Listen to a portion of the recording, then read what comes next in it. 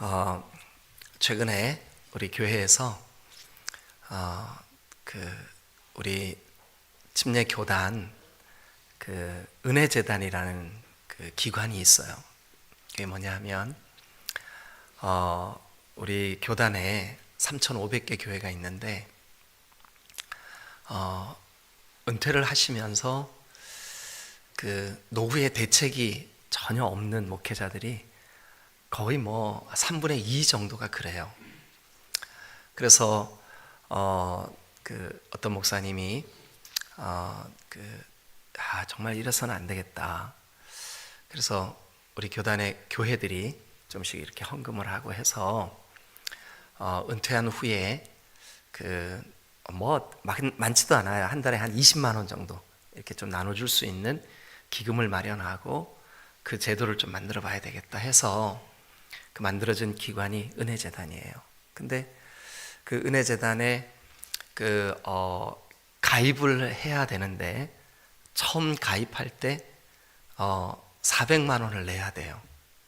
그리고 이제 한 달에 4만 원씩 내면 이제 은퇴하신 후에 그분이 교단에서 이렇게 목회자로 근무한 연수를 호봉으로 따져가지고 그분이 낸 그 액수에다가 교단이 좀 더 이렇게 보태가지고 한 달에 20만 원 혹은 어떤 분들 좀 오래 이 기금에 이렇게 매달 회비를 내신 분들은 30만 원 정도 이렇게 받게 돼 있는 그런 은혜재단의 제도가 있어요. 근데 그 총회를 우리 교회에서 했어요. 그래서 아시는 분들도 계시겠지만 한 두세 주 전이에요. 그런데 그 총회가 끝나고 목사님 중에 한 분이 저에게 전화를 하셨어요. 부산에서 목회하시는 분인데 부산에 이렇게 산자락에 도심에서는 도저히 월세 감당도 안 되고 또 이렇게 목회 여러 가지 여건이 도저히 안 되니까 산을 끼고 도시를 막 좀 벗어난 산동네에 교회를 개척을 해서 목회를 하는데 그래도 노인분들도 한 분씩 교회에 오시고 이렇게 해요. 그런데 거기 그마저도 이 목사님이 세를 얻어서 이렇게 근근히 매월 얼마씩 이렇게 목회를 하고 계시는데 개척 때부터 지금까지 한 번도 사례비를 못 받아본 거예요, 이분이. 그래서 어떨 때는 택배도 하고 또 일감이 없을 때는 하나님 바라보고 그냥 그 영혼들 이렇게 하고, 그런데 이제 하시다가 끝까지 간 거예요. 이제 도저히 더 이상은 이제 안 되겠다. 가족들한테도 너무 미안하고, 왜냐하면 인풋이 있어야 이게 가족들을 좀 이렇게 부양을 할 텐데 그 사모님도 정말 대단하시더라고요. 그런 남편의 목회를 단 한 번도 이렇게 불평하거나 원망하지 않고 묵묵히 그냥 뒷바라지를 하신 거예요. 그런데 그 목사님이 이번에 은혜재단 총회 하는데 우리 교회에 참석을 하셨어요. 이제 참석을 하셨는데 제가 평소에는 잘 모르는 분이었는데 내가 누굽니다, 이렇습니다 하니까 아는 분인 거예요. 그래서 이제 저하고 이렇게 통화가 돼서 몇 번에 걸쳐서 전화 통화를 했어요. 그런데 제가 이제 은혜재단의 이사예요, 사실은. 그래서 이제 우리 교회에서 그 모임을 마치고 난 다음에 이분이 교회로 돌아가서 저보다 선배님이시고 나이도 더 많고 그러니까 후배인 저한테 전화하기가 아주 민망했던 것 같아요.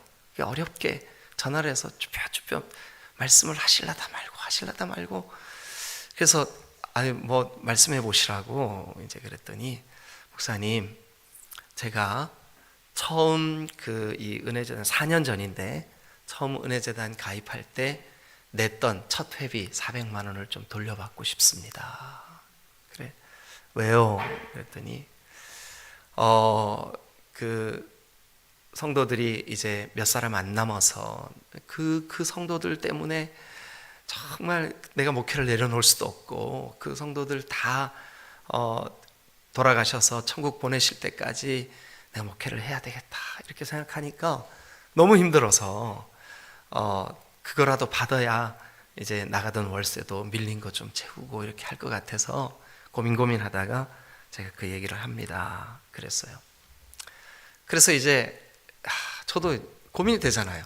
그래서 이걸 어떻게 해야 되나. 그래서 이제 마음속에 우리 교회 재정부하고 좀 상의해서 우리 교회가 해드려야 되나 막 별 생각을 다 했어요. 그리고서는 이제 저도 많이는 기도를 못했어요. 한 2번 정도 기도했던 것 같아요. 그래서 하나님, 이 목사님 어떻게 하면 좋겠습니까? 하고 이제 기도를 했는데 어떤 분이 저에게 목사님 은혜재단의 어려운 목회자 중에 혹시 제가 한 500만 원 정도 여유가 생겨서 헌금을 하려고 그러는데 필요한 분이 있으면 이거 좀 목사님 아무도 모르게 헌금 좀 해주세요. 그러는 거예요. 그래가지고 제가 그 목사님한테 이제 500만 원을 보내드리면서 목사님 그거 해지하지 마세요. 목사님 처음 냈던 거 그거 해지하지 마세요. 이 목사님이요. 제가 500만 원 보내드리면서 처음 냈던 400만 원 해지하지 말라고. 이제 저에게 헌금을 해주신 분은 자기를 밝히지 마라 그래서 제가 얘기를 할 수 없잖아요. 그 목사님한테. 근데 그 목사님 지금도 저와 우리 교회가 한 줄 알아요. 근데 사실 그게 아닌데. 그래서 막 몇 번을 목사님 하나님 정말 내가 이 서너 명 데리고 몸부림치면서 목회하는 이거를 주님 기뻐하시냐고, 진짜 제가 목회해야 되냐고 막 이렇게 몇 번을 물었는데 목사님 이 일을 통해서 하나님이 목회를 하라 그러시는구나. 아직도 하나님은 나를 이 몇 안 되는 이 영혼들에게 목자로 보고 계시는구나. 나는 정말 어떨 때 설교 준비할 시간이 없을 만큼 가서 아르바이트를 해야 되고 이런 삶을 고단한 삶을 살아야 되는데도 하나님 여전히 나를 통해서 이 몇 안 되는 영혼들에게 말씀을 먹이게 하시고 이들과 같이 몸부림치게 하시고 그래도 내가 물질에 돈에 마음 뺏기지 않고 이 영혼들 돌보는 일에 전심하게 하시니까 이 하나님 은혜구나. 그 선배 목사님 그렇게 얘기하는데요, 제 마음이 정말 뭐라고 표현할 수가 없겠더라고요. 오늘 사실은 이 에스겔 34장이 목자 얘기예요. 이 말씀을 묵상하면서 설교를 해야 되는데 제가 얼굴이 뜨뜻한 거예요. 너무 부끄러운 거예요, 하나님 앞에서. 우리 교단의 3분의 2가 뭐예요? 5분의 4 정도는 한 달 어떻게 또 다음 달을 버텨내야 되지? 이러면서도 그 한 영혼, 그 몇 안 되는 노인 몇 사람, 그분들을 놓고 정말 죽을 때까지 내가 이 영혼들을 책임지라고 하나님이 나에게 이 목자의 자리를 맡기셨다면 내가 그 일 감당하겠습니다 하는 목회자들이 이 땅에 얼마나 많은데, 혹시 정말 무엇을 먹을까, 무엇을 입을까, 무엇을 마실까 염려하고 그러면서 영혼들에게 공급하고 먹여야 될 이 거룩하신 하나님의 말씀에 집중하지 못하지는 않았나,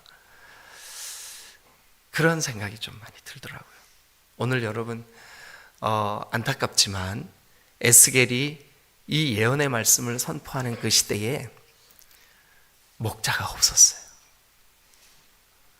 하나님이 막 찾으시는데 아무리 찾아도 목자를 찾지를 못했어요. 목자라고 자처하는 사람들이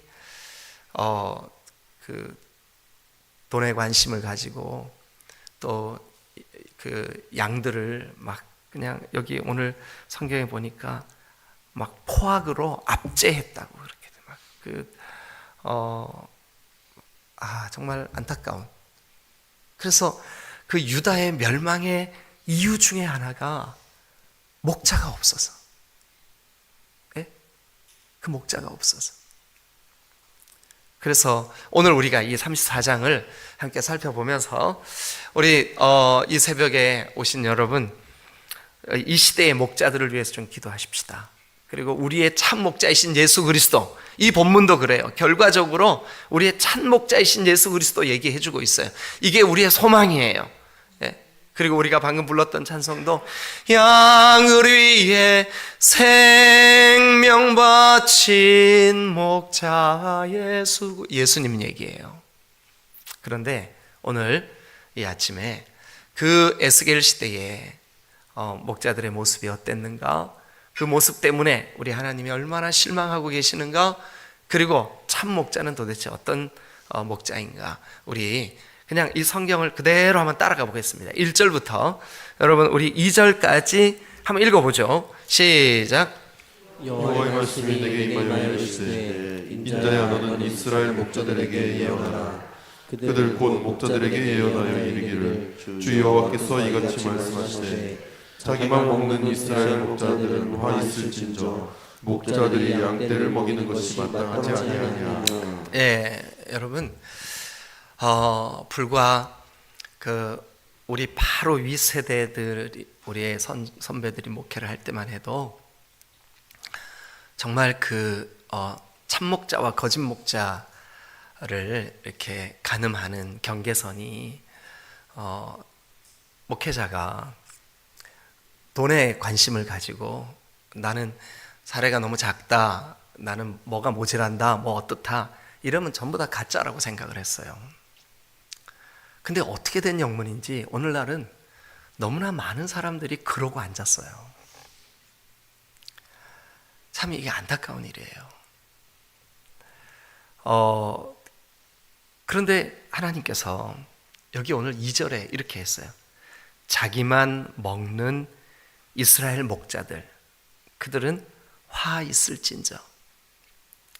목자들이 양떼를 먹이는 것이 마땅하지 아니하냐? 근데 왜 네 먹는 것만 신경 쓰냐 이거죠. 그래서 부끄럽게도 이 양들 앞에서 자기의 그 먹을 거, 자기의 물질, 그거 창피한 것도 모르고 나는 이게 필요하다, 나는 이게 모자란다. 이게 에스겔 시대 때 목자들의 주소였었어요. 정말 창피한 거죠. 양들에게 너희들이 먹고 있는 것 좀 가지고 와봐, 내놔, 빼앗고.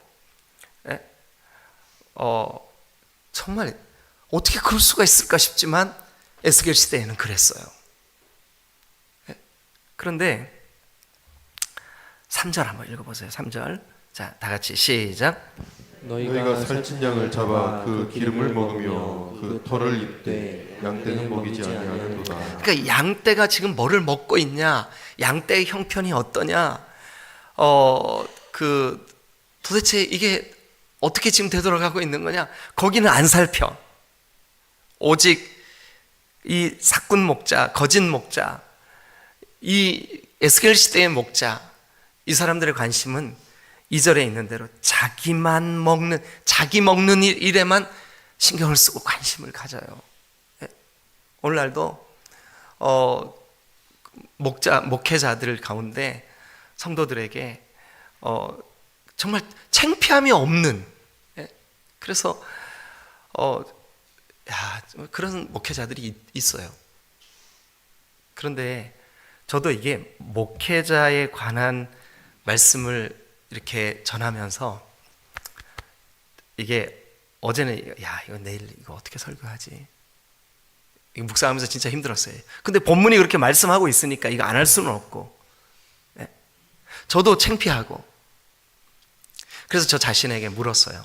너 너의 궁핍함을 성도들에게 드러낸 적이 있어 없어? 너 한 번이라도 있으면 너는 사꾼이야. 이게 정말 그 마음에 어려움이 있었어요. 그런데 여러분, 제 주변에 목회자들 이렇게 친구들도 그렇고 선교사님들도 그렇고 이렇게 한번 돌아보니까 자기 먹는 거, 자기 그 주머니에 있는 물질, 거기에 관심을 가지고 그것에만 급급해하는 사람들 치고 하나님이 쓰시는 사람이 없어요. 근데 그것을 정말 하나님 앞에 내려놓고 내가 얼마를 받든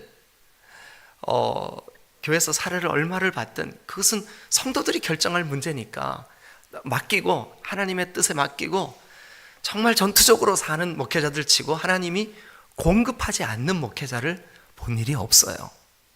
근데 에스겔 시대 때 안타깝지만 자기만 먹는 이스라엘의 목자들 때문에 하나님이 속상하셨어요. 그래서 화 있을진저, 이때 이 에스겔 선지자의 때의 목자는 누구냐 하면 선지자, 제사장, 왕, 그리고 그 나라의 고관들. 근데 그들의 관심이 어떻게 해서든지 그 양들의 것을 빼앗아서 자기 주머니를 채우려고 하는 그런 목자들로 가득했어요. 그래서 하나님이 찾고 계시는 거예요. 4절 다 같이 읽겠습니다. 시작. 너희가 그 연약한 자를 강하게 아니하며 병든 자를 고치지 아니하며 상한 자를 싸매주지 아니하며 쫓기는 자를 돌아오게 하지 아니하며 잃어버린 자를 찾지 아니하고 다만 포악으로 그것을 다스렸도다. 네, 여러분, 그 양들을 다스리려고만 하고 내가 부리는 도구로만 여기고 정말 그들을 존중해서 그들의 지금 안타까움, 그들의 아픔, 그들의 눈물, 사실은 우리 디딤돌 교회도 다들 평화로워 보이지만 이분들 가운데는 정말 하루를 어떻게 살아야 될지 고민하는 분들도 많이 있어요. 근데 그들의 아픔 때문에 몸부림을 치며 같이 공감해주고 눈물을 흘려주고 하는 그 목자가 지금 필요한 거예요. 하나님이 여기 에스겔 시대 때 그 목자를 찾고 있는 거예요. 근데 안타깝게도 그 시대에 자기만 먹고 양들의 형편을 이해하지 못하는 목자들이 대부분이었었어요. 그래서 하나님이 너무 마음이 아프셔서 5절 한번 보세요. 자, 같이 한번 읽어보죠. 시작. 목자가 없으므로 그것들이 흩어지고 흩어져서 모든 들짐승의 밥이 되었다. 예, 목자가 없으므로 그 양들이 들짐승들의 밥이 되고 흩어지고. 여러분, 이 시대에 이 들짐승들이 두루 다니면서 양들을 좀 집어삼키려고 이단들이, 세속주의가, 물질이, 번영주의가, 음란이, 온갖 더러운 것들이 양들 주변에 얼마나 많은지 몰라요. 그것들을 놓고 몸부림치며 양떼들을 위하여 기도하고 간구해야 되는 이 목자들이 자기만 먹으려고 자기 것만, 자기의 어떤 모질함만 그 양들에게 창피한 것도 모르고 내가 이것도 부족하니까 이것 좀 채워봐, 이것도 부족하니까 이것도 좀 채워봐, 이런 썩어 빠진 목자들 때문에 하나님이 얼마나 가슴이 아픈지 그 에스겔의 시대에 너무너무 속상하셨어요. 너무너무 속상한. 근데 그 목자들은 그게 죄인지도 몰라, 그게 부끄러움인지도 몰라, 그게 창피함인지도 몰라. 그래서 하나님이 에스겔에게, 에스겔아, 내 답답한 마음을 한번 좀 네가 가서 설교 좀 해라. 그 내용이 뭐냐 하면 이 목자들이 이러고 있으니 이 시대가 어떻게 되겠냐. 그것 때문에 지금 유다가 멸망해 가고 있는데 목자들만 몰라. 목자들만 몰라. 너무너무 안타까우셨던 거예요. 그래서 5절에 보니까 이렇게까지 말씀하시네요. 목자가 없으므로 그 양들이 흩어지고 흩어져서 모든 들짐승의 밥이 되었도다. 밥이 되었도다. 저는 신방하다가 그냥 아무 생각 없이 불쑥 그 성도가, 목사님 제가 전에 신천지 갔다 온 적이 있어요. 그러면 제가 막 가슴이 철렁 내려앉아요. 그리고 계속 그분을 관찰해요. 괜찮아야 될 텐데, 전심으로 돌아와야 될 텐데. 그래요. 여러분, 우리 오늘 이게 하여튼 그 다음 말씀도 한번 좀 보십시다. 6절. 자, 5절에 좀 너무 안타깝지 않아요? 목자가 없으므로. 자기 스스로는, 자기들은 왕은, 그 시대의 왕은, 또 그 시대의 선지자들은, 그 시대의 제사장들은 자기가 목자라고 생각을 해요. 그래서 내가 목자야 라고 스스로 생각을 해요. 그런데 안타깝죠. 그래서 하나님 보실 때는 목자가 없으므로 모든 들짐승의 밥이 되었도다. 6절 시작. 내 양떼가 모든 산과 높은 뱃뿌리의 마다 유리되었고 내 양떼가 온 지면에 흩어졌으되 찾고 찾는 자가 없었도다.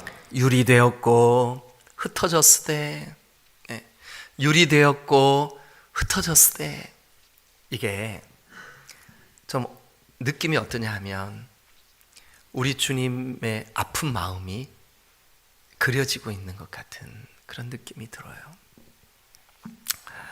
그러므로 7절, 목자들아 여호와의 말씀을 들을지어다. 목자들아 여호와의 말씀을 들을지어다. 주 여호와의 말씀에 내가 나의 삶을 두고 맹세하노라. 내 양떼가 노략거리가 되고 모든 들짐승의 밥이 된 것은 목자가 없기 때문이다. 목자가 없기 때문이다. 우리 저를 포함해서 저도 이 말씀 앞에 자유롭지 못해요. 저에게 주시는 말씀이에요. 우리 목회자 여러분, 그리고 목장의 목자 여러분, 장로님 여러분, 권사님 여러분,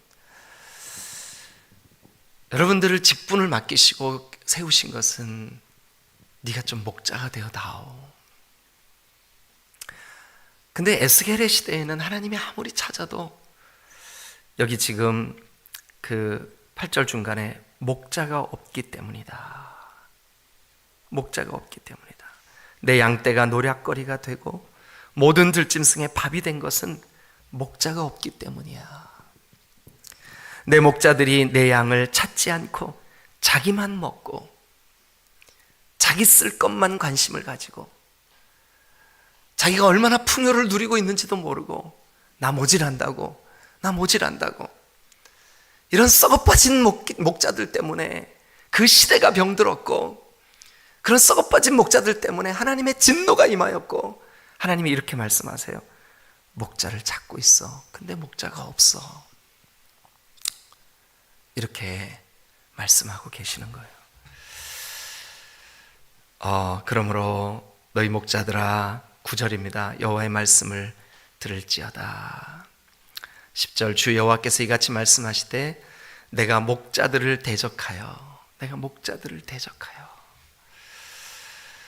내 양떼를 그들의 손에서 찾으리니, 여기 내 양떼를 그들의 손에서 찾으리니 라고 하는 말이 뭐냐 하면 내 양떼를 네 손에서 내가 도로 돌려받을 거야.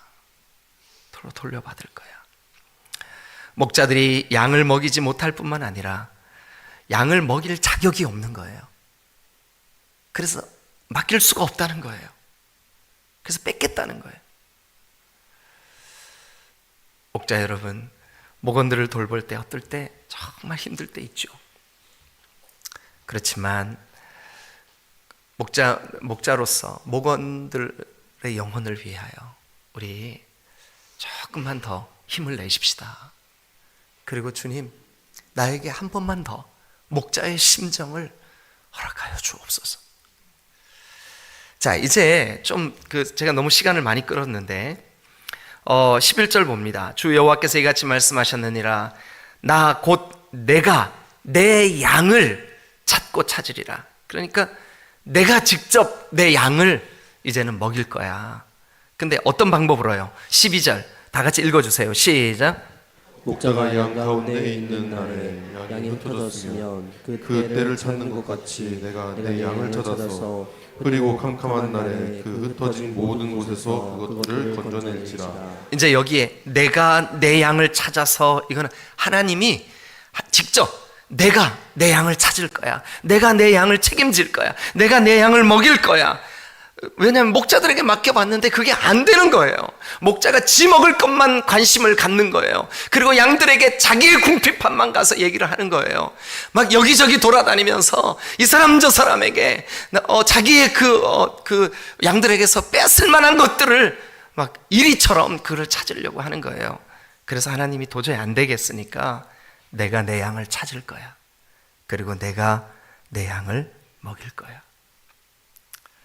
그런데 그 내 양을 어떻게 할 거냐 하면 15절 15절 시작. 내가 친히 내 양의 목자가 되어 그것들을 누워 있게 할지라 주 여호와의 말씀이니라. 하나님이 친히 양들의 목자가 되실 거야. 그러면 하나님이 친히 양들의 목자가 되는 방법이 뭘까요? 23절 자, 나같이 시작. 내가 한 목자를 그들 위에 세워 먹이게 할 건데 그는 내 종 자, 그는 내 종 다윗이라. 네, 자, 고개를 들고 이제 결론이에요. 여러분 저를 한번 쳐다보세요. 하나님이 직접 양들을 먹이겠대요. 도저히 목자들에게 못 맡겨 놓겠대요. 근데 하나님이 직접 내 양을 먹이는 방법이 뭐냐 하면 내가 내 양을 친히 먹일 거야. 그런데 어떤 방법으로냐 하면 다윗이 그 일을 할 거야. 근데 여러분 이미 역사를 지금 이렇게 우리가 쭉 저 열왕기 때부터 오신 분들은 이상하다. 다윗은 이미 이 에스겔 선지자가 선지자 노릇하기 500년 전쯤 사람인데 다윗이 먹인다고? 이 말은 메시아이신 예수 그리스도가 다윗의 뿌리에서 다윗의 후손으로 이 땅에 올 것에 대한 예언적인 메시지예요. 그러니까 하나님이 직접 내가 먹일 거야, 내가 목자가 될 거야, 내가 참 목자가 될 거야 라고 하는 것은 뭐냐 하면 하나님이 이 땅에 다윗의 후손으로 오실 거야. 누구 얘기하는 거예요?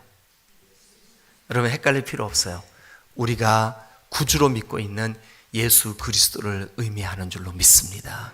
예수 그리스도가 이 땅에 오셔서 우리의 참 목자가 되실 거야.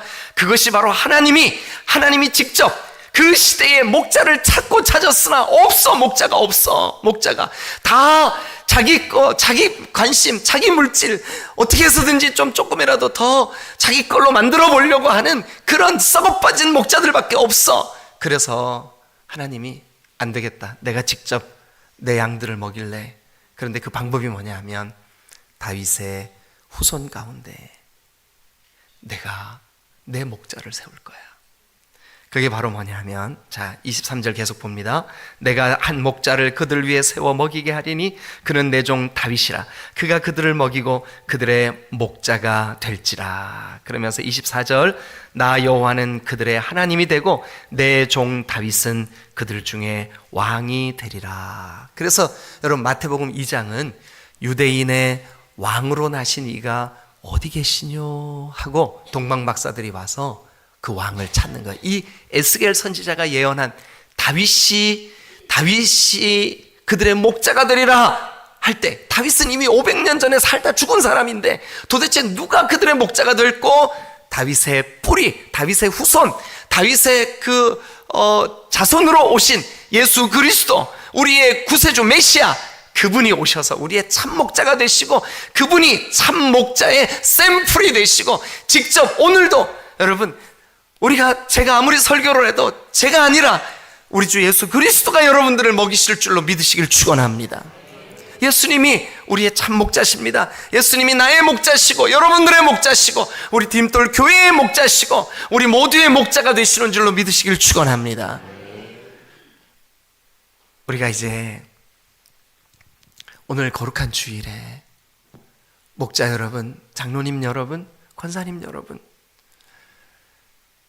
여러분들에게 예수님이 친히 목자가 되어 주실 것이고 여러분들이 감당하고 있는 그 목원들 그리고 연약한 영혼들 예수님이 친히 책임지실 거예요. 근데 누구를 통해서 예수님이 그 일을 하실까요? 바로 저와 여러분들을 통해서 그 일을 하십니다. 저와 여러분들을 통해서 오늘도 예수님의 이름으로 섬기게 하시고 예수님의 이름으로 말씀을 전하게 하시고 예수님의 이름으로 영혼들을 돌아보게 하시고 여러분 우리 디딤돌교회 목회자들 중에 누군가 구차한 모습을 보이면 여러분 저에게 꼭 좀 얘기해 주세요. 목회자로서의 마지막 남은 자존심이 뭐냐? 예수 이름으로 예수님만 의지해서 예수님의 참 목자이심을 증거하는 우리 디딤돌교회 모든 목자들이 되시기를 주님의 이름으로 축원합니다. 할렐루야, 할렐루야. 기도하시겠습니다.